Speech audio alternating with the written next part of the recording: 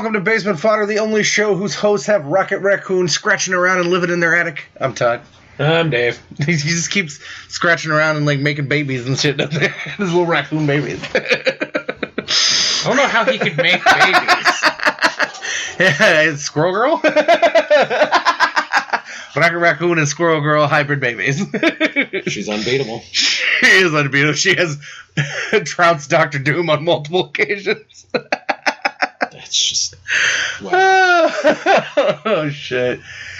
Oh, man. So, it has been a long and eventful week as far as watching stuff goes. Yeah. Starting on Sunday with the Royal Rumble. Yeah. The Royal Rumble match. What was the highlight of the Rumble for you, sir? AJ Styles. AJ Styles. I do it, yeah. I think that was the highlight for Let's get ready to fly. Except for I hate his fucking music. That music that they gave him is horrible. Yeah, that entrance. Some weird, like, rap song, and I'm like, this so does not fit him whatsoever. What about AJ Styles screams... Gangster rap. Gangster slow jazz rap. Hillbilly kind of rocker grunge looking AJ Styles does not scream gangster rap to me. But he came out and did an amazing job. Like, it was a good show. Actually, overall, it was a pretty damn good show. Yeah. Well, let's go through it quickly. We'll talk about the things that we liked, the things that we didn't. Yeah. But not nearly as much as usual. I'd say on the whole, it was a solid show. They had the pre-show match, which was to get into the Rumble, which was an odd match because it was a fatal four-way tag team match, and then whatever tag team won, both guys got into the Rumble. Yeah, I would say I'm half and half on this whole pay-per-view because there was like equally as much stuff I didn't like, so it's about a half and half. I don't think there was really like one match I didn't care about. Yeah, the first one. I didn't. Well, that, yeah. Fuck. It was Mark Henry and Jack Swagger, And which the is a New Day team one. that never. I didn't give a fuck about the New Day one. I'm honestly, I'm over watching the Usos wrestle them. Well, we'll get to it in a minute. It was Mark Henry and Jack Swagger, which never teamed before ever that I've seen. Yeah. Defeating Darren Young and Damian Sandow, which was kind of a funny team. And Damian Sandow's totally back to his original like robe and like the puffed out collar, like the intelligent Damian Sandow, which I'm fine with that. But he doesn't seem like, but he doesn't seem like he's like he still seems like he's like with the fans though. It's not like the arrogant I'm great and you're a piece of shit. It's more like I'm physically awesome. Yeah, he still seems to be playing a babyface. Yeah. And the Dudleys and the Ascension. It was a nothing match, and it was a weird, like, Mark Henry and Jack Swagger went out of nowhere, and it meant literally nothing considering when they got into the Rumble, what happened. Yeah.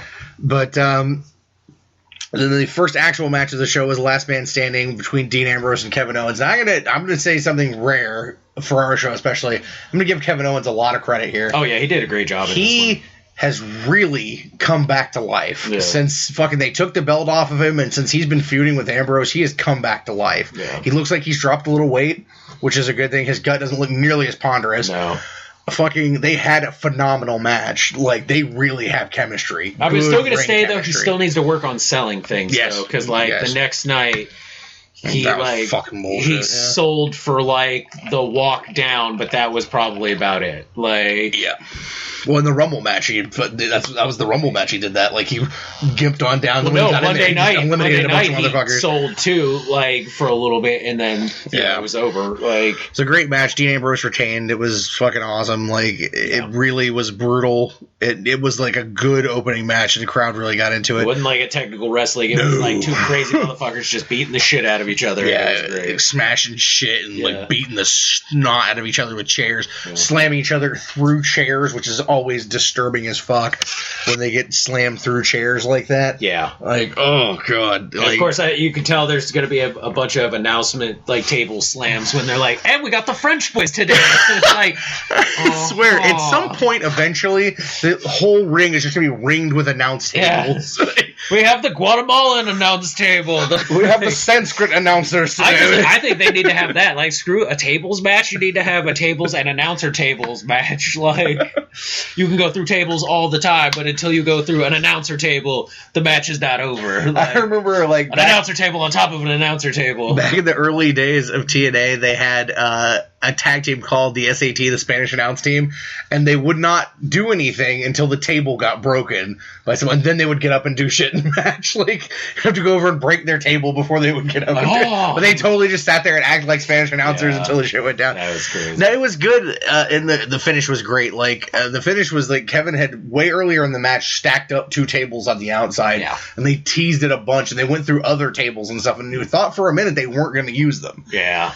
And then fucking, like, they got on the top rope, and Kevin went to go for something, and Dean reversed and just flipped him over, and he did a perfect bump onto those tables. It was the best looking and safest way to do a double tables thing. One of the best bumps I've ever seen Owens take, actually. Like, they did it smart. But they did go through enough tables and chairs to make it still look good.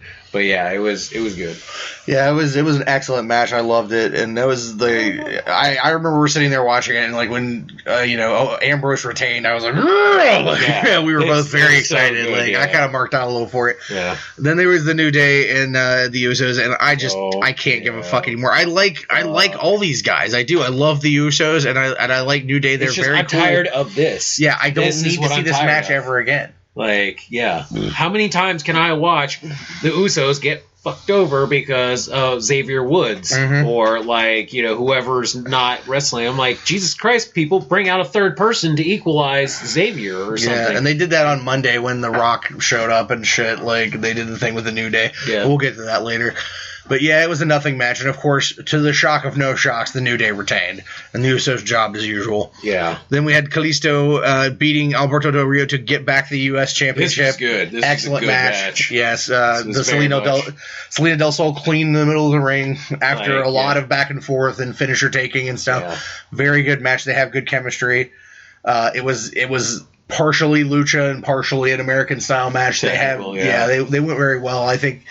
And I mean, Alberto beat on him for a good while and did throwing around the little guy thing, but Kalisto got plenty of offense, and it was a very solid. Used the speed and high flying to his advantage. Alberto knows how to carry a luchador through kind of more technical match, which was really good. Definitely one of the better matches I've seen, especially considering the size differential and usually how WWE tends to do with those. And they gave him about 12 minutes too, which is a good length for a match like that. And it was a good one. And he won clean as a sheet in the middle with the Selena Del Sol. So especially considering most of the title matches went over 10 minutes. Like anything under title match was kept under 10 minutes.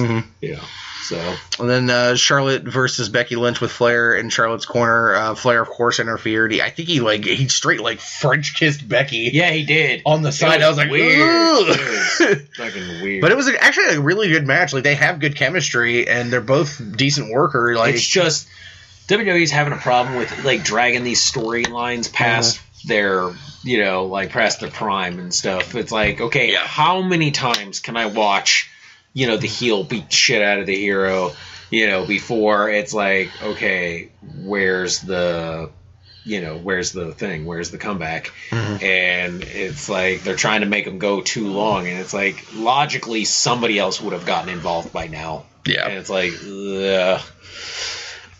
but okay, I get it. Charlotte does make a great heel. She's a fantastic heel. She's very Amazon. Her promos have gotten a lot better. And Becky is a damn good babyface too. Yeah. She's a very get behind kind of babyface. Yep. So it was a solid match especially for what it was. And I would like to see Becky win, but I know right now Charlotte actually is fine. I'm fine with her being the dominant heel champion. Yeah.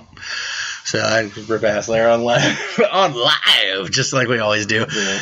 But then they had the Rumble match itself, and of course everybody knows the story that Roman Reigns goes in as champion and he's number one, and have to beat everybody else to retain the belt and all that. That's the big story. So I'll just go through the order of entry, and then we'll talk about a little bit about how long each guy actually stayed in. Because some of these numbers are hilarious. So some of them, it's man, it's kind of a slap in the face a little bit. So of course Roman was in first, and they call his time at 59:50, 59 minutes 50 seconds. This is horseshit though. Yeah, because halfway into the match he left because he was hurt, and then came back right at the end. So I don't count him being there the entire hour. That's horseshit. Time he was recorded not being eliminated, sure, I'll give him that time. But time in the ring Hell no. Half that, about. Yeah. Yeah. Definitely. Second man in was Rusev. He was only in for about a minute and 30 seconds. He got dumped by Roman. Number 3 was the big, huge, massive, debut AJ Styles, who actually, he spent almost 30 minutes in the match. Yeah, which is really good. Which I was like, oh, this is so awesome, and it's really cool, like, super awesome and shit, but, like, he just, okay. He was in there for 30 minutes, and that's fucking awesome. But when it came time for elimination, I thought it was shenanigans on his elimination. Because oh, God, yes. Kevin Owens had that fantastic match with Ambrose, and he came out there and he was dragging ass down to the ring, like limp, and like looked horrible. But the second he actually hit the ring, he just went nuts and started fucking killing people. Yeah, he had like that, instantaneously like Hulk out warrior mode, like, oh, I'm so recharged, and not just didn't spend like however many time going through like 16 tables and shit like that. I'm like, shenanigans. And he eliminated AJ. Which, again, is bullshit. But they had a fantastic feud in Ring of Honor a long time ago, and so I think that it's possible they may re-spark that, which I'm actually fine with. Because you got to give up. Like, Owens has gone after Ambrose enough that it's like, okay. Yeah. So that was he was awesome. He had a epic debut. He was the most over person in the building. Oh, God. They were chanting his name for the rest of the entire thing. And number 4 in was Tyler Breeze. He spent about a minute in there before AJ and Roman Reigns eliminated him. Yep. Curtis Axel was next, another minute, eliminated by AJ. Chris Jericho was in next. Actually, Jericho next to Roman Reigns, and I don't think Roman Reigns even counts, like what we said before. Chris Jericho spent the longest time in the match, yeah. 50 minutes and 50 seconds. He was eliminated, I think, by Dean Ambrose eventually. Yeah. That was like down to almost the last 4. It was. It was the back 4. Kane was number 7. He spent 18 minutes in. This to me is shenanigans. Yeah, he was eliminated by fucking Braun Strowman, which is bullshit because where Undertaker has that record for being like WrestleManias, Kane. His record was always the Rumble. He would throw out the most people when it came to the Rumble. And he only limited one person in this Rumble. Yeah, that's bullshit. Which is fucking horseshit. Yeah. And it was... and as long as AJ was in there, AJ only had like 2. Yeah, he only had Tyler Breeze and Curtis Axel were his only 2. Which, he just spent a lot of time working and looking phenomenal, of course, because it's AJ. Yeah. And then next in after Kane was Goldust. He spent about 5 minutes in there. He was eliminated by Titus O'Neil, which makes sense because they've been doing stuff. And Stardust and shit. Ryback was number 9. He stayed in for 12 minutes, which was surprising to me. Yeah, I think he needed to be shit out. He got eliminated by the Big Show. Yeah. Kofi was number 10. He was in for about 8 minutes and eliminated by Jericho. His was interesting, though. Because it's Kofi, and he loves to do those like, by the grit of my teeth did I somehow manage to stay in. He got knocked out, and then he landed on Big E's shoulders. And Big E was like dancing him around the ring and stuff, shit. And then Chris Jericho gets out and just boots him. Stomps him off. Boots him in the face, and they fall back. That was awesome. Yeah. 11 was Titus O'Neil. He was in for 8 minutes and eliminated by the Big Show. Now he came in with some stank. Oh yeah, Titus. I like Titus a lot. We talked about this. Yeah, he came in with some stank. Beat the crap out of a bunch of people. Like, definitely showed some physical superiority as far as like how big of a guy he is. Yeah. But then made the mistake of messing with the Big Show. Yeah, the Big Show did that. Come in and eliminate a bunch of motherfuckers thing. Which I think is shit because that's Kane's. That's Kane's deal. Yeah. Well, it's Big Show's deal to an extent too. Yeah, but like if you look at. Well, actually, he only did 2. Really? Yeah, just Ryback and Titus. Then it was R-Truth. This was another them making fun of R-Truth and making him look like a fucking moron. He comes out with a giant ladder and puts it in the ring and climbs it up to nothing, like as if the championship were going to be there because he's supposed to be confused about what match he's in. And then Kane just looks at him like he's the biggest idiot on the face of the earth and throws him out of the ring in 37 seconds. So it was a joke. Luke Harper was number 13. He was in for 23 minutes and 40 seconds and eliminated 4 people. Yeah. That's fucking awesome. The Wyatt family definitely kind of came in and like decisively had a very big impact on this. Especially Luke Harper. He was fucking awesome. Luke and Strowman. Stardust was next. He spent 13 minutes and 57 seconds in, which was awesome. He didn't have any eliminations, but he was eliminated by Luke Harper. Harper was eliminated by Brock Lesnar. I didn't mention that. Big Show was number 15. He was in for 4 minutes and 31 seconds, eliminated by Braun Strowman. Yeah. Again, they're trying to press this like domination of Strowman, that he is like the new big guy who could beat the crap out of everybody. And I'm like, yeah, he's big and he's a behemoth, but he's a shitty worker. Yeah, he fucking sucks. He's horrible. And he's like scary, like reckless. I've seen a lot of this stuff, and it looks like he just doesn't know his own speed and strength and will just bowl somebody over. Neville was in next at number 16. 10 minutes. He spent 10 minutes in and was eliminated by Luke Harper. No eliminations for him. But he still did an amazing job, which I think was Braun Strowman was next. He was eliminated by Brock. But he spent 16 minutes and 44 seconds in there and eliminated 5 guys. That ties Reigns for the most in the match. Yeah. Bullshit. That's shenanigans. He was horrible the entire time, as he always is. Number 18 was Kevin Owens, 4 minutes and 28 seconds. He had one elimination, which was AJ, and he was eliminated by Sami Zayn, which is awesome because Sami Zayn was showing up, and like it furthers their feud too. 19 was Dean Ambrose. He was in for 29 minutes and 36 seconds. And he was actually, wasn't he the last? He was one of the last four. He was eliminated by Triple H. Let's see. Sami Zayn was number 20. He was eliminated by Strowbaby, 4 minutes and 33 seconds. He had the one elimination, which was Kevin Owens. 21 was Eric Rowan. He was in for 4 minutes and 14 seconds. He had 2 eliminations, though. And Brock took him out. Mark Henry was in next. He was in for 30 seconds. So, boy, big deal about winning that fucking, pre-match thing. Eliminated by Strowman, Luke Harper, and Eric Rowan. Brock Lesnar was in at 23. 8 minutes and 13 seconds, 4 eliminations, also eliminated by Strowman, Luke Harper, and Eric Rowan.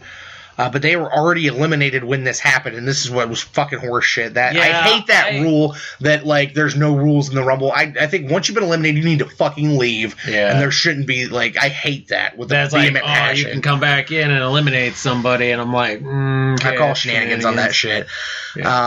Jack Swagger was number 24. He was in for 15 fucking seconds. Mark Henry was in longer than he was. This is shenanigans, dude. And Lesnar took him out.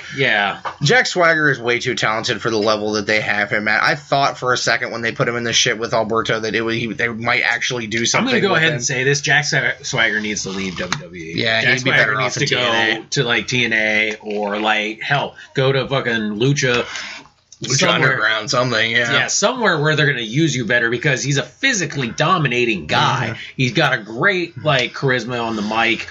Just way underutilized guy. I agree. Like, he's just, that paycheck better be good enough. Miz was in at number 25. He spent most of his time not even in the match, which is bullshit, because there used to be a rule that if you were not in the match by the time the next competitor entered, you were automatically out. And he spent like a good 5 minutes talking to the announcers, and then got in and got eliminated pretty much immediately by Roman Reigns. Number 26 was Alberto. He had 6 minutes and 46 seconds, also eliminated by Roman Reigns. But no, he didn't eliminate No eliminations for him. Bray Wyatt was number 27. He was in for 10 minutes and 46 seconds. No eliminations. He was eliminated by Triple H and Sheamus. Dolph Ziggler was number 28. He had 7 minutes in, no eliminations, and eliminated by Triple H. 29 was Sheamus, eliminated by Roman Reigns, 8 minutes and 45 seconds. He had 1 elimination, and that was Bray. And then, of course, number 30... Triple H. I called this shit with his old man paunch. Yeah, he was. He had that thing where he's got abs, but he's got like a belly and abs somehow because he's old. But we called this one like pretty early. And so scroll up real quick. So he's your winner with 4 eliminations. So other than Roman, it was pretty much Strowman. Strowman was the only. But then if you add Harper's and Rowan's. It's 9, 11, and Wyatt didn't get any. So together, the Wyatt family was the most dominating, eliminating. And then out of them, Strowman and Luke Harper were the most dominant. Which Harper I'm all about because he's fucking awesome. But Strowman, I understand size, but it was who he threw out that I feel to be bullshit. He should have thrown out some little dudes or something. Not fucking big, not the Big Show and Kane. Come on. This is them trying to reestablish that because like Kane and Big Show are getting old. old and they're probably going to be leaving here soon. This is not the guy, though. No, they're trying to establish that Strowman is the guy now, that he is the big, dude. And it's like, here's the funny thing. Again, you try to push this on the fans, and the fans are like, no. Yeah, he's useless. Sorry. Out of the entire Wyatt family, I would say Harper's probably the best wrestler. Mm-hmm. Oh, God, yeah. But Wyatt second. Then I would go with Eric Rowan, and then Stro Baby. Yeah, Stro Baby's the worst. He's the dirt worst. Yeah. The Triple H wins to a lot of cheering, and then Roman was booed the shit out of. And Roman it wasn't last two. It was like Jericho, Ambrose, Triple H, and Roman, and then Jericho went out, and everybody figured that Dean would be next. But it was Roman. And it was Rowan that went out. Yeah. And then it was Dean and Triple H, which I think was awesome.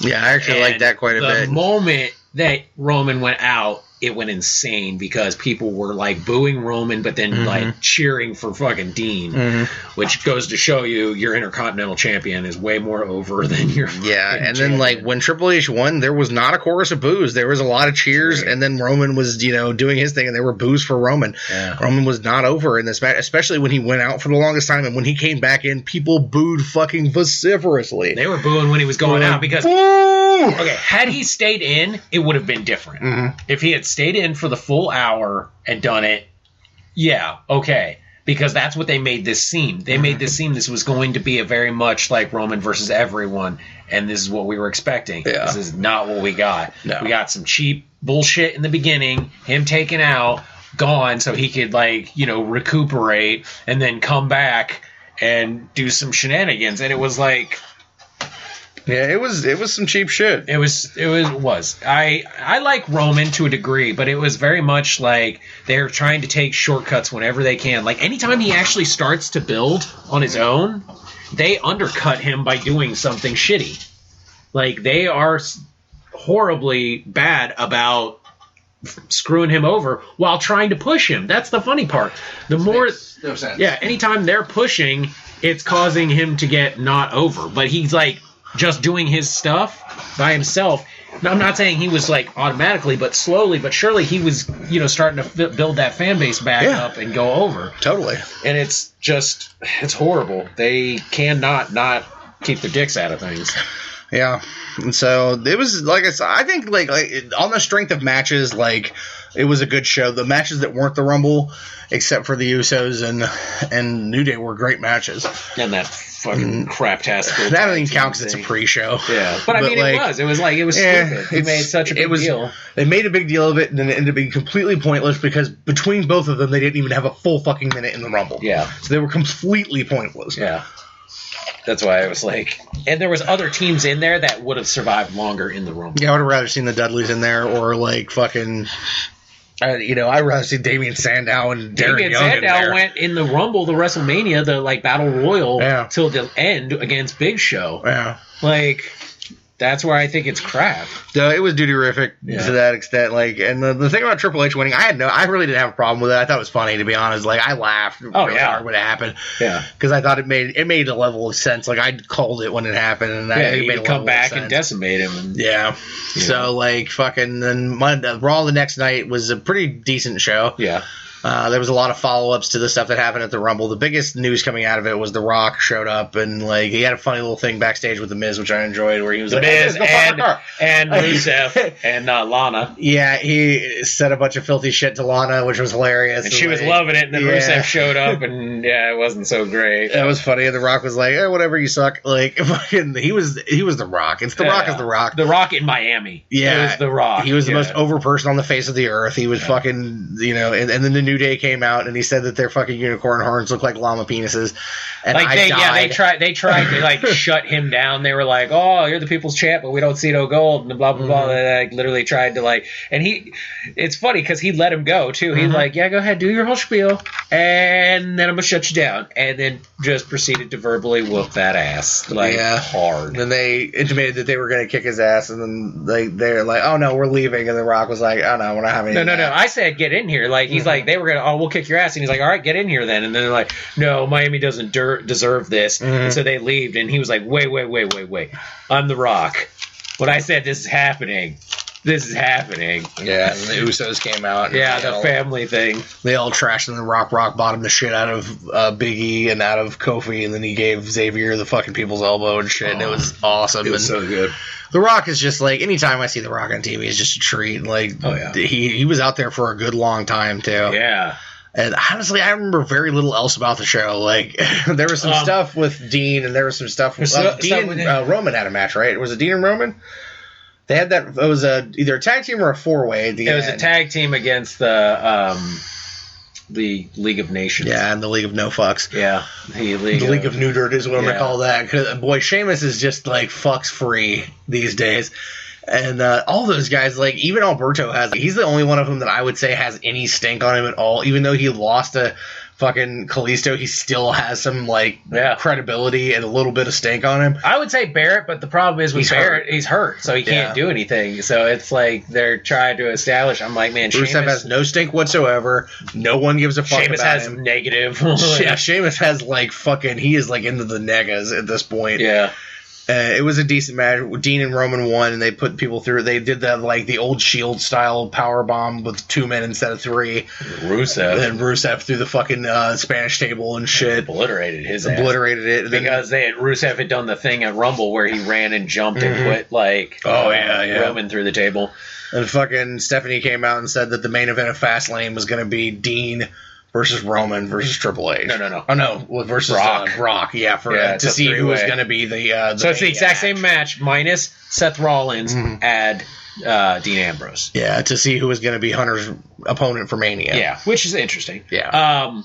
They had some more stuff with the Divas, which was interesting, though, because did a really good Divas tag team match, I remember. Well, there was 2. There was the one where it was Sasha Banks came out. And that was the rematch with Becky and Charlotte, and Charlotte beat her, and then Sasha came out at the end and like fucking played her, like act like she was like, oh yeah, I feel you, girl, yeah, be evil and stuff like that. And the moment she was getting ready to leave out, we grabbed her hair, ripped her back in, beat the shit out of her, and then put her in the bank. What is it? The bank statement. The bank statement or something like that. And it was like, oh god, it was vicious. I mean, it was nasty. It was interesting because it's like you have a newly acquired heel against a very well established heel. Yeah, it was good stuff. And Sasha did a really good job. Then you had the tag where it was Paige and Natalya versus it was Bella, Brie Bella and Foxy, whatever. Yeah, Alicia Fox, and that was a damn good match. That was a really good match. They had a really, really good tag team match. And it was short, but it was really solid. Naughty things to Natalya. Oh god, me too. Paige and Natalya. And Paige, I want to be a part of that fucking 3-way dance right there. No, but they had a solid.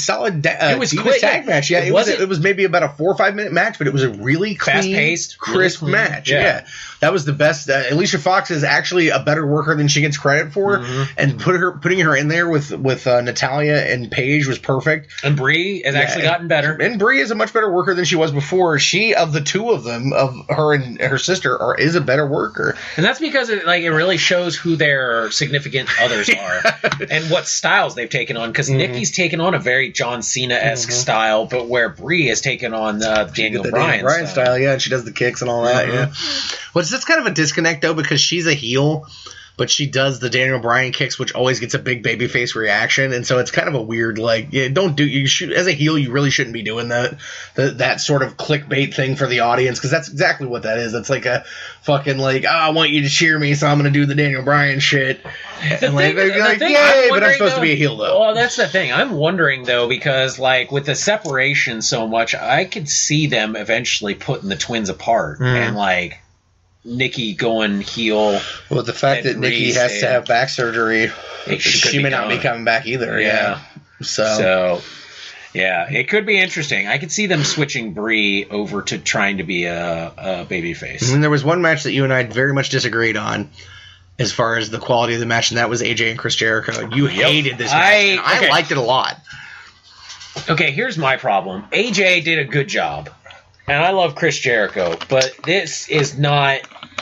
If this match needed to happen, it needed to happen with a younger Chris Jericho, because the thing is, it didn't showcase a lot of what AJ could really do, a lot of the really fantastic stuff. You had to slower pace it for Jericho who is rocking kind of a ponderous. He's got like a little paunch, you know. So yes, it was a good technical match, but as far as the pace that you expect from these guys, it was not anywhere near. It was a little slow motion. It was a little slow motiony, but it was like, that's the thing. Like, you're not going to see that ROH or TNA style match from AJ in WWE, and they want to cripple him with they want to cripple any of those guys that come in with that. And that's so horrible because it's like, yes, he's a phenomenal wrestler and stuff, and he can still do that match really well, but it's like where he shines. Yeah, you're cutting him at the knees. It's horrible. I thought it was, for a WWE style match, and considering Jericho's in his mid-40s, it was a pretty good match. It was, but it's like what you were expecting versus what you got was not anywhere. Wait till they get him in there with. Wait till Dean Ambrose, not Dean Ambrose, but wait till Seth Rollins comes back, because that's the match I want to see. I want to see AJ and Seth Rollins. They have the same ring gear, the same style, like that match. Oh my God, could you imagine? Yeah. And when he was Tyler Black, they had matches too and stuff. And they're perfect. Seth is his most vile heel, and AJ is his most perfect baby face. It's natural. It would work so well. AJ was hella over, of course, still massively chanting over. They didn't give a fuck about Roman, dude. They were from the moment the show started to the moment it ended, even when they announced it was AJ. You could even tell the McMahons were kind of damn, we didn't realize. He was that's the thing. AJ is the biggest star in the world that was not working for them. Yeah, and now he is, and he's over. It's it reminds me very much of when they first brought in Rob Van Dam years ago. He was insane levels of over. To that, and he was the guy who was not working for them, but was the most over. It's he's that kind of I compare him to Sting almost in a way. It's he's the guy who's been all over the world. So he's been titles, titles at every scene, been multiple time world champion in every major organization except here, and now he's here, and people are yes, immediately now push, please, because they didn't they didn't get what they wanted with Rob. Mm-hmm. They barely got what they wanted, and even then they still didn't get what they wanted with Daniel Bryan. AJ is their last outside chance. Yeah. And it's and even with Sting, they didn't get what they wanted. It's, and that's kind of the beauty, but also the downside to this is he's so over that he's that level of over that it's Vince will do shit to fuck with him.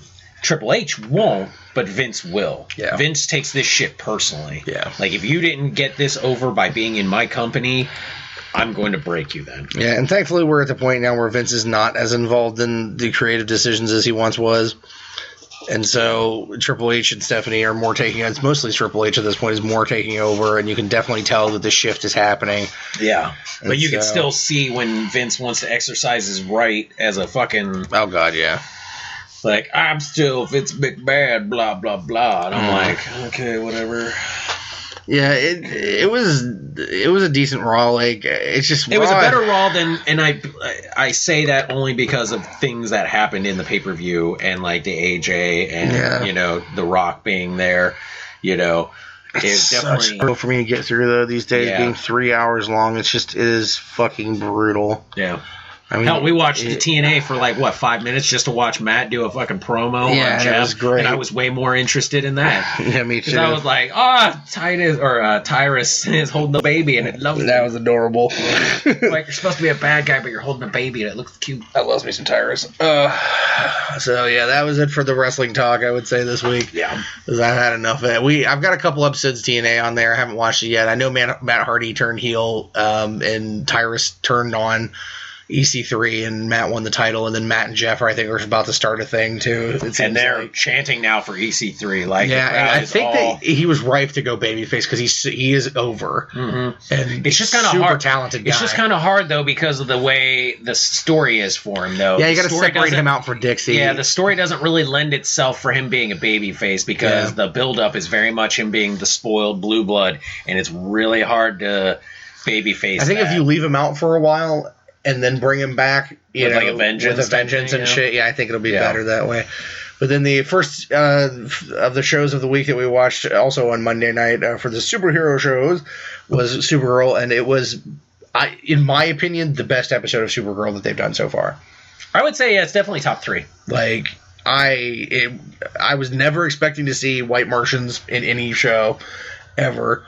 And they showed so much of John Jones' background, and like they showed Mars, they showed the white Martians raising it, they showed the Martians being burned, they showed them being huddled into fucking concentration this week. I would almost camps. say this was like not Supergirl. This was the Martian fucking John Jones show. Yeah, I told you when we were watching it. I'm like, I think some motherfucker was like, man, I really like to make a Martian Manhunter show, but they'll never go for it. Let's put him in Supergirl and do a lot of shit with that. You know? It is. It really is, because it's one of those things. The comic fans know who he is and they love him, so they're excited. This is your way to introduce him into the mainstream where people know him better. And what's better than to do it with a super? You put it with a Superboy, a Supergirl, Superman, which it all makes sense because he is very friendly with the Kryptonians, so it makes complete sense. It was you got to see him in the Martian Manhunter like form a lot. There was a badass fight scene at the end between the White Martian, Supergirl and John. Sorry, pardon. Which was interesting too, because it wasn't like, man, they did a really good job as far as like doing some like deep character development with him, as far as like, in older stuff, John was very much a peaceful person, but in the New 52 stuff, they showed a very much more militant, darker side of the Martian Manhunter. Oh yeah, for sure. And in this one, they kind of combined both of those elements, because it was one of those, at first he was giving up, and then he got angry and wanted to just end it, and it had to be one of those things where it's like you kind of have to take that higher ground. This whole week with DC shows was like feels. It was so fucking feels heavy. I'm watching superhero TV, fucking getting more feels than I ever thought I would. Oh god, yeah. It was ridiculous. The stuff though that the preview for next week's episode though, Supergirl. I'm trying to remember what it was. Bizarro. Oh, the Bizarro stuff. Yeah, that's going to be interesting. Bizarro Supergirl with Max Lord and all that. Yeah. They ended the show with it. They ended the show with what believed to be Supergirl trashing some stuff. And she's sitting there with her sister like, huh? No? Yeah. It was pretty great. Like, it was definitely... Oh, and then there was the aftermath of the whole, Wynn and Kara thing. And then there was Kat's son was in... And that was that was actually some really good character development with Kat. Yeah, there's a lot of good Kat stuff in there, yeah. It was really interesting. So definitely, if you like the show, this is a very much really good, solid action sequence and deep emotional and character plot. Yeah, I would say if you're not watching Supergirl, you should be. Yeah. If you're a DC fan, or if you're just a good superhero fan in general, you should be watching this show. Don't let that first episode throw you off to not watch the show, because I understand. I do. I didn't like that first episode either, but I forced my ass through it, and I watched. But the beautiful thing about it though is the moment that hit, they immediately start with character development on her. It's not just, okay, we're going to leave her that way for the first season. It's immediately they start giving people in her life to help her grow as a person. Everyone in that show is helping her grow more and more and more. Even Superman. They're doing an amazing job with every character, developing their characters, but also developing the relationship between that character and her, and how it's making her grow up more and driving her to be a better superhero. Absolutely. Which is really good. Everybody says they want that strong female superhero. Well, this is how it's getting built. This is the thing. It's it wasn't going to start off that way. Right. It needed to be worked on, because I think if it started off that way, then what was the point of even doing the show? Yeah, you needed to see how the character got built into that, and that's what's happening. Yeah, it was definitely a very good show. Now, this is connected, though, with a rumor that has been going around where some people have been talking. Tom Welling got talked to. He didn't get talked to. Oh, he didn't? No. The article, what it said was, he said, there's all this buzz and people were asking me about it, and he's like, they've not said a word to me, but not like they talked to him, there was talk about it with him. The interviewer asked him a question about it. Asked him a question. And he was like, no, they never talked to me about it, and he's like, I don't know how I would feel about it, so he's like, I'm not opposed to it, but I don't know if I'd be open to it either. Yeah, I've heard a lot of different ways this article's been interpreted. Ones have been he's not keen on the idea at all, and then others are well, he seems open to it. And it's that was 10 years of his life, being that. And that show has a very... I loved it, but at the same time, it will go down as having some very, like, torrid, kind of... There was a good couple seasons there where people really didn't like the show and didn't like where it was going, and, they had to resituate stuff. So it is going to have a very checkered place in history as far as the shows, but it is going to be one that was really good. And I could see him, especially the way he looks right now, playing it. My only thing, though, is I think they have a good thing going with what they're doing with Superman right now. Once you show him, once he is like fully there, fleshed out, realized, that's it. You can't go back from that. Yeah, it's the step you can't go back from. And they really need to, that really needs to get analyzed. And especially, right now, I don't feel he needs to get brought in because you got Manhunter. Yeah, I honestly, rather than seeing Superman, I'd rather see Clark.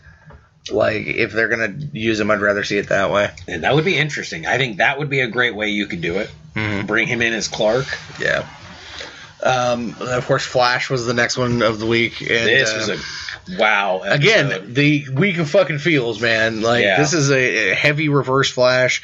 Heavy Cisco, Cisco's vibe stuff is going forward. Yeah, they're back on with this, which I like. A lot of the time travel stuff and the Reverse Flash, the actual, Eobard Thawne showing up and people being like, what the fuck? This guy's been erased from existence. Yeah. And then Wells explaining. Wells being like, well, Willy Wobbly, Tommy Wimey. But but it makes sense, though, because, this is the thing. The way he explains it, it makes sense as far as, basic time, stuff is, over the years of how much time travel and time paradox and all that stuff has been explained in many different shows.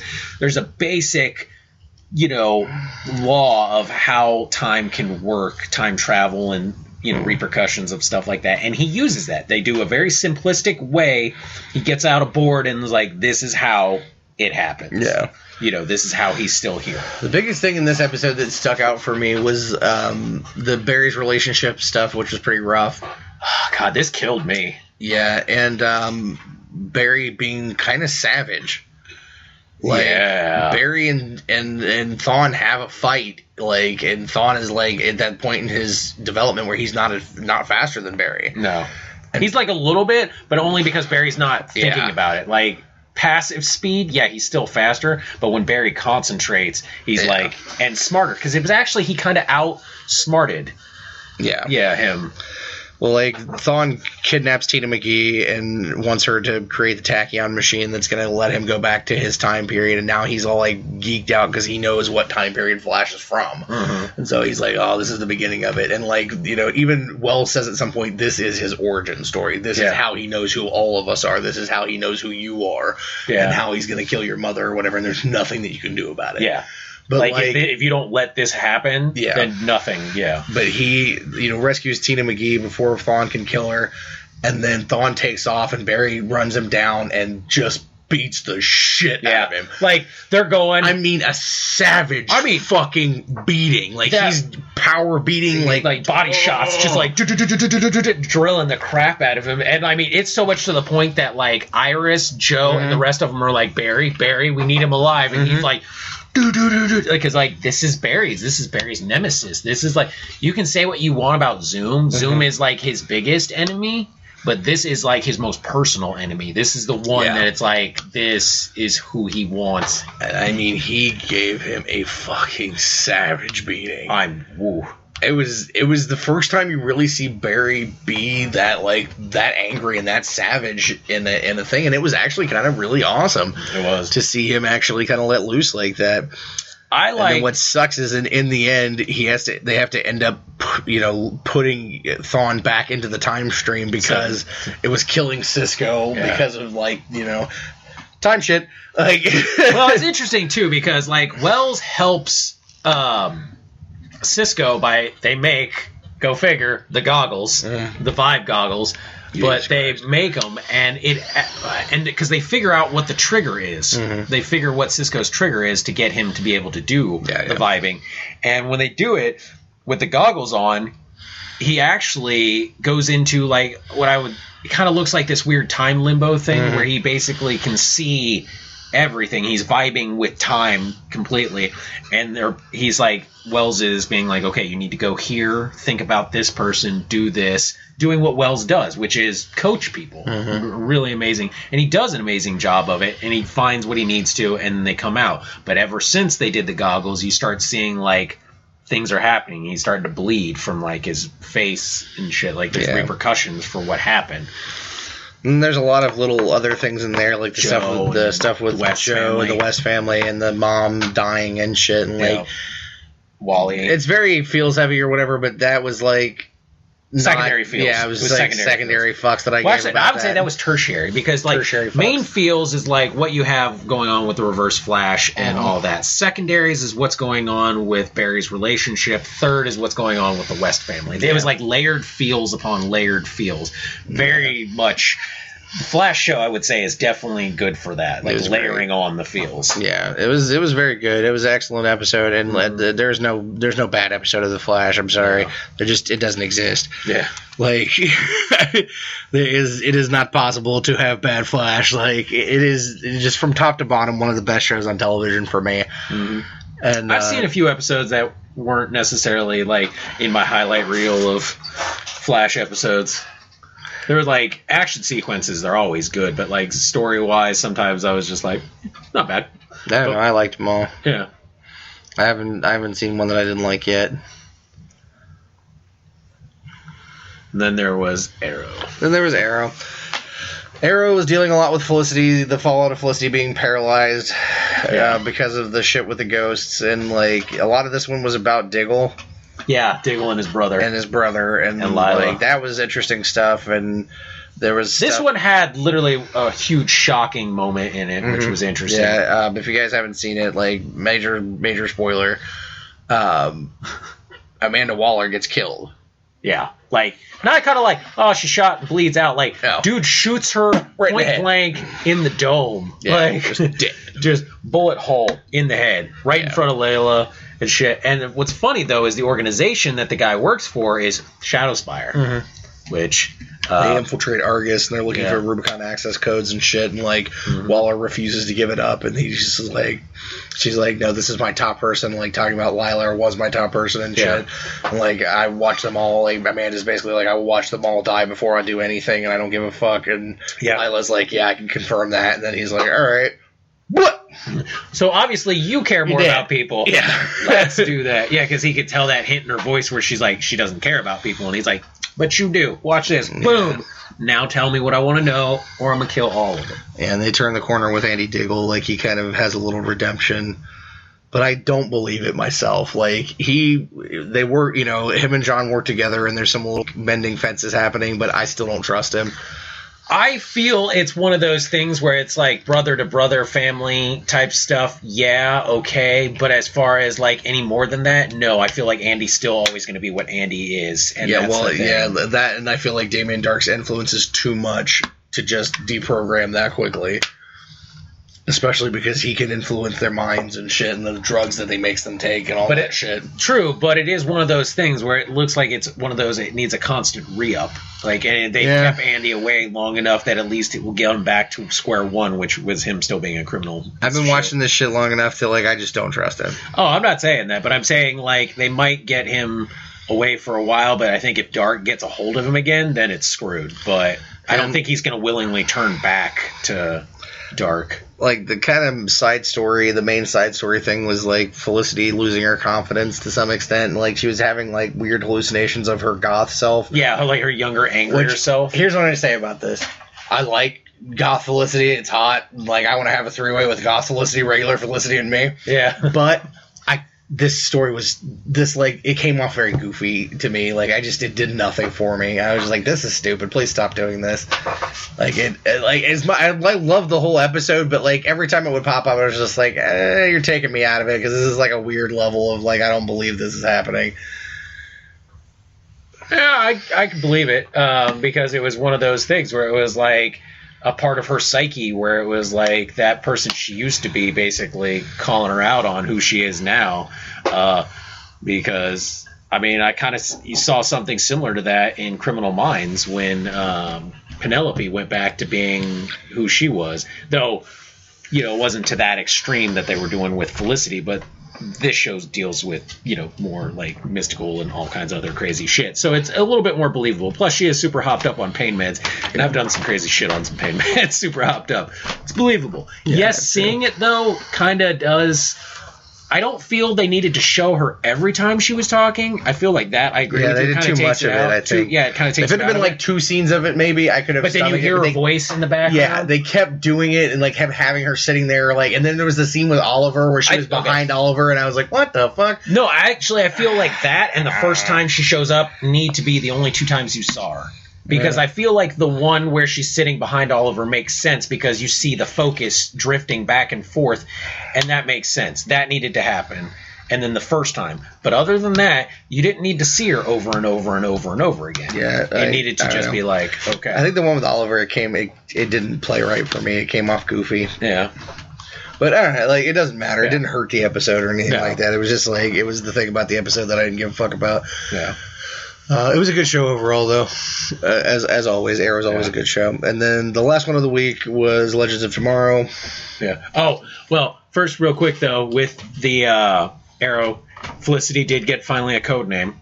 I don't even remember what it was. It was so forgettable. Overwatch. Well, Overwatch is actually a comic thing. Yeah, I'm sure it is. It's related to, if I recall correctly, I think Overwatch was when Midnighter, Apollo, and Manhunter had their organization where they watched over...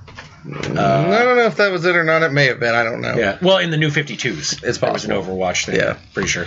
But then he says, she's like, oh, interesting. And he's like, well, I would have gone with Oracle, but it's already been taken. Yeah. So alluding to Barbara. It was good. Legends of Tomorrow was awesome. Yeah. I'm trying to remember it completely. They were still in the 70s. It was part 2 of the pilot. Mm-hmm. They were still chasing down Vandal Savage. There was some interesting stuff. There was a lot of about the professor and his Stein. Arrogancy and not changing, and it was him in the past and him in the present. Then basically this time they jokes. That was great. That was great. There was a lot of funny stuff and a lot of feelsy stuff, but I think this one was very much them trying to be we decided we're going to continue to stop Vandal, but that didn't necessarily mean that they were fuck you to Rip Hunter. We didn't agree to you still being in charge, and he tried to be well, I'm the only time master here, and they're not anymore. You're not a time master. You lied to us, all kinds of stuff. So they tried to go out and do what they do on their own. And they failed miserably. But it had some awesome action. There was some great fight scene. There was a Damien Dark cameo, and he was in this white suit and looking very Aryan. Yeah. There's a lot of good little jokes about that shit. Him and Heatwave almost got into it. Yeah. There was awesome. A lot of good stuff in there. It was a good continuation of the first episode, and together they make a good pilot. But another big spoiler, Hawkman is killed by Vandal Savage. He does not even make it out of the pilot. Yeah. He is straight up killed, murdered, soul absorbed. Yeah. And it was fuck, man. You were what the fuck? I was pissed because, man, this to me is annoying. I get that they're trying to make Hawk Girl more of a focus, but I'm but the problem is, Hawkman is very much an apparent part of it, and now you're trying to cut him out. Not to mention, he's the one that knows all this stuff. Mm-hmm. He's the better fighter. He's I would say, I understand. I get what you're saying, but I would say that's exactly why he needed to go. Because, he's too good. He knows too much and he's too good, and she needs to be figure this shit out on her own. But she's just never going to be as good of a fighter as he is. In the comics, yes. In this show, no. Yeah, and she doesn't need to be, though. She is Katie Cassidy on this series. Yes. Fighting-wise, yes, she is Katie Cassidy. Her no fighting, one's as bad as Katie Cassidy, I'm sorry. But, she's the weak link when it comes to the fight. Weak link, yes, but she ain't no Katie Cassidy, I'm sorry. I don't know, man. Watching her fight, I get that same kind of I'm flopping around. There's the difference, though. She's had 2 episodes to try to figure it out. Katie Cassidy's been doing it for several seasons now, and she continually fucking sucks. Yeah, but she has Hawk powers and still flops around like a fish out of water, and I'm No. It's just, no. I think it doesn't bother me to some extent because, like, ultimately between the two Hawk characters, Hawkgirl's always been the more interesting character to me. And, because she's always been the one that's more, like, as far as being well-written, she's generally more well-written. Her solo series are much better than Hawkman's. Like, she's been able to sustainably keep a long-running solo series much better than Carter has. Every one of them has been canceled within, like, 20 issues. Well... I also relate that to a lot of the fucking Thanagarian bullshit. Yeah. Like, I'm not a fan of that. It's too... Don't get me wrong. I love Hawkman. You know I do. I just, like, it made sense with the story, and I wasn't, like, pissed about it. And I know because it's all time travel and reincarnation and shit, he'll be back. He will. They'd already talked about this, like... Not necessarily in a way we expect, but we will see him and, Hawkman and all that stuff. It just, to me, I'm like... I'm like, then why did you even bring him on the show? Because he was like the last minute addition, and then they're like, oh wait, we're gonna kill him, and I'm just like, god damn it, like. I have a feeling they haven't talked about, but I have a feeling that people are gonna rotate in and out. Like they're gonna bring other people in at some point. Like they're gonna pick up somebody. I think they'll end up getting replaced or picked up. Somebody else will come in and pick up kind of. Yeah, because I'm sorry, man. The fact that Hawkman got killed before Captain Cold or Heatwave is fucking bullshit. Yeah. Because as much as I like Mick Rory and Snart, Snart, okay, I could see him going to the end. Mick Rory, hell no. No, he's next. If anybody else dies, it's him. He's next. He's definitely. But I think it also is done to show like their insignificance, like because he talks about like he picked them because they have the least impact on the timeline. But I think this is another way of illustrating that, like them dying off. It is. Shit. Like if they do this in like Walking Dead style or Game of Thrones style or whatever, where like they just fucking kill everybody, it would not shock me in the least. Yeah. I really hope they don't, because the problem is like they built up a collection of like the characters that we really like. Yeah. And I'm like, I'm sorry, if this was just going to be a show where you're going to start killing off people like that, I would have put a completely different Katie Cassidy in. Should have put Thea. I don't know. I like Thea better than. Like if you were like, okay, kill Laurel or kill fucking Speedy, I'd be like Laurel in front of Bus.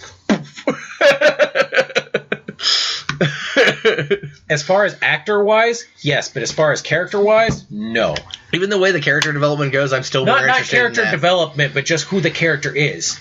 Yeah. You can't kill Black Canary. You can kill Speedy. Yeah. That's fine. Kill her all goddamn day long. I don't really You could still have Sarah go back and be Black Canary because she's a better Black Canary anyway. But she's not... I know. But she doesn't have to be because they changed shit for the TV universe. She doesn't necessarily have to be her... her and Ollie don't have to end up together either for me. Well, that's fine, but I am kind of the mind where I'm like, yeah. Hey, I'm a purist too. Well, I mean, that's the thing, though. It's like, there could be alterations, but I don't think you can outright put somebody else as it. Especially Canary, because Canary is such an amazing character. Now, I wish actress-wise, if they had done it the other way around, I'd have been completely happy. A little switcheroo there. Yeah, if Katie Cassidy was Sarah Lance, okay, that would have been all right. And then, because, I think Katie Lotz is... Yeah. Katie Lotz, look-wise and personality-wise, is Laurel Lance. I don't think Katie Cassidy's a bad actress or anything like that. She's fine. She's just completely unbelievable in that part. Yeah. Like, her fighting is just so... It's better than what it was. Fish floppy. But it's still not great. She gets her ass handed to her constant. I think that's the most realistic thing about the character, is fighting like that, you would get the shit kicked out of you by everyone. Yeah. There's some interesting stuff as far as, an interesting little thing. It wasn't much, but it was interesting, between Palmer and Snart. Mm-hmm. There was some... interesting little interplay there. Yeah, interplay there. There was some interesting stuff between the professor and the other people, and then Sarah.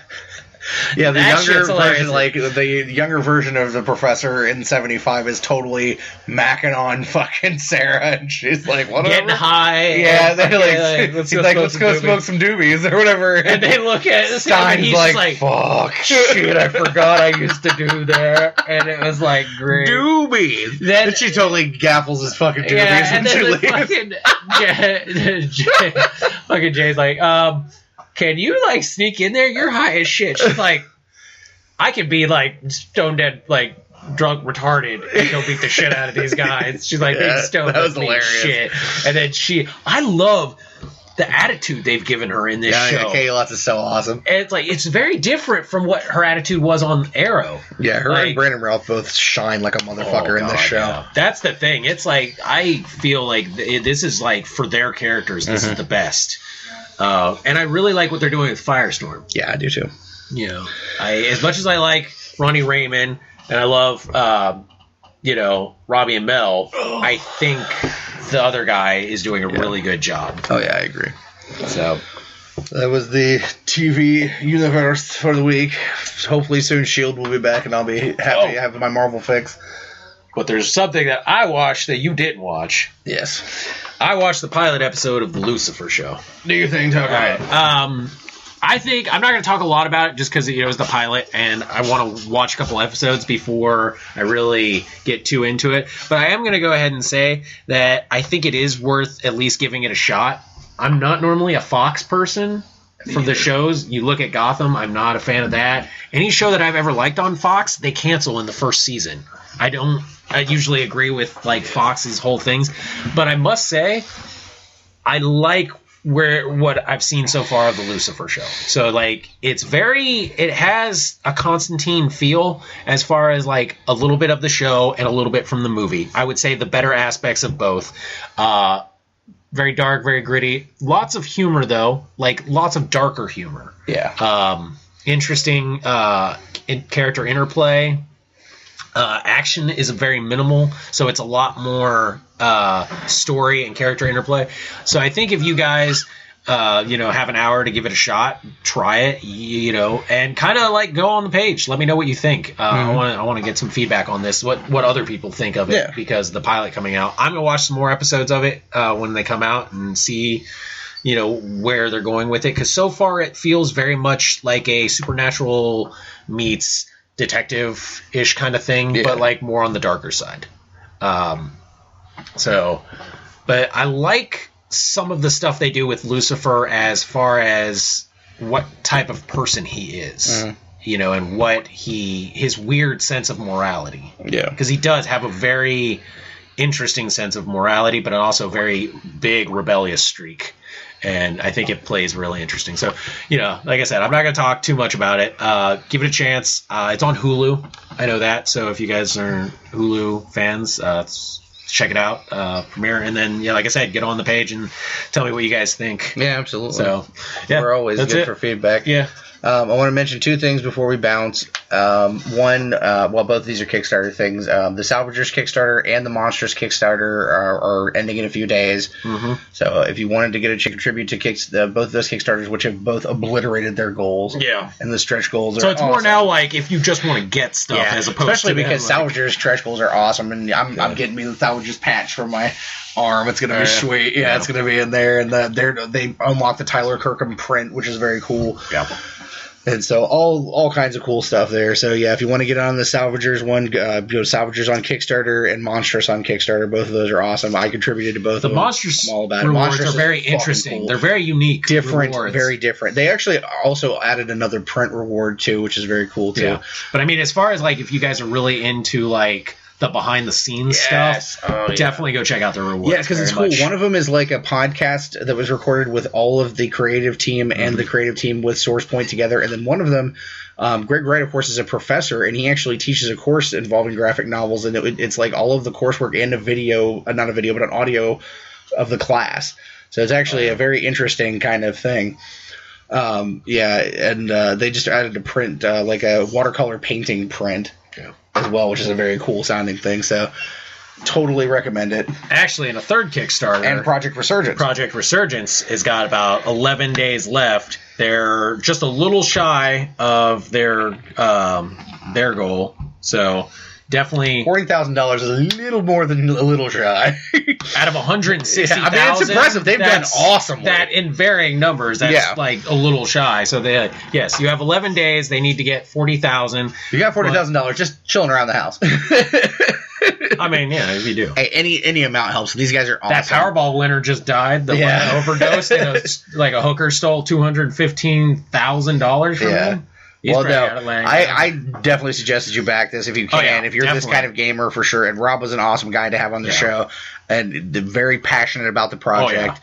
And I can't recommend it. A lot of cool rewards too. So like, definitely go check it out and stuff. If you guys are like hardcore RPG, old school, Dungeons & Dragons Heroes, Champions of Norath, those type of games, like really deep fantasy, deep character creation, choices, freeform, all that stuff. Yeah. Definitely need to go check it out. I think, definitely back it. Yeah. It is the time. The time is now. I saw a trailer for a new Conan game. Oh, yeah. I heard that they were doing an open world Conan game. Yeah, but you're not Conan. You get to create your own character. I would definitely play that. Yeah, I saw the trailer for it, and I'm like, so far it's PCs, but they're saying consoles. Style Conan game. That's pretty much what it is. But they say they are going to do consoles, too. It's just right now it's confirmed for PC. I'm like, yes, I will play the shit out of it.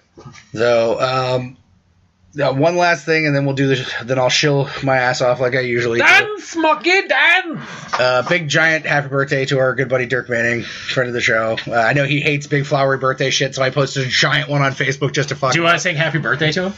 Do we want to sing happy birthday? Should we do that? Should we sing happy birthday to Dirk? Fuck it, let's do it. Are you ready? All right. 1, 2, 3. Happy birthday to you. Happy birthday to you. Happy birthday, Dirk motherfucking Manning. Mr. Shenango himself. Shenango. Happy birthday to you.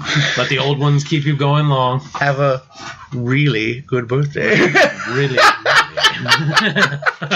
He's going to hate us so much. I know. Like, you fuckers sang me happy birthday. Like, yeah. This is the time of the show where we talk about the shills. Oh, the shill. I'm going to let you slide away and let me just shill my ass off for a few seconds. Shill for you, ladies and gentlemen. All right, people.